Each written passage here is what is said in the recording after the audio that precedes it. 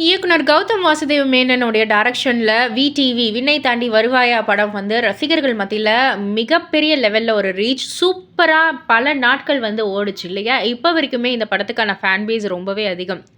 சமீபத்தில ஒரு இன்டர்வியூல நம்ப கௌதம் வாசுதேவ் மேனன் அவர்கள் வந்து ஒரு விஷயத்த பகிர்ந்திருக்காரு. அதாவது இந்த விடிவி படத்துக்கு அவர் யோசிச்ச கிளைமேக்ஸே வேறயாம். அவர் என்ன யோசிச்சிருந்தாருன்னா, சிரஞ்சீவி படத்த சிம்பு இயக்குவாரு.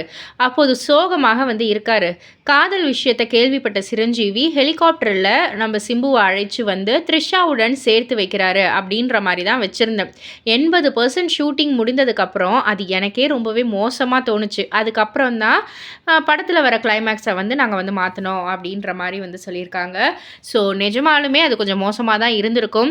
அந்த கிளைமேக்ஸ் வச்சிருந்தா இந்த அளவுக்கு விடிவி வந்து கொஞ்சம் ரீச் ஆயிருக்காது அப்படின்னு கூட சொல்லலாம். நல்ல வேளை படத்துல இருந்த கிளைமேக்ஸ வந்து வச்சிருந்தாங்க. ஸோ இத பத்தி நீங்க என்ன நினைக்கிறீங்க? உங்களுடைய கருத்து என்ன அப்படின்றத கீழ உள்ள கமெண்ட் பாக்ஸ்ல குறிப்பிட்டு சொல்லுங்க. மறக்காம சேனல சப்ஸ்கிரைப் பண்ணி பக்கத்துல உள்ள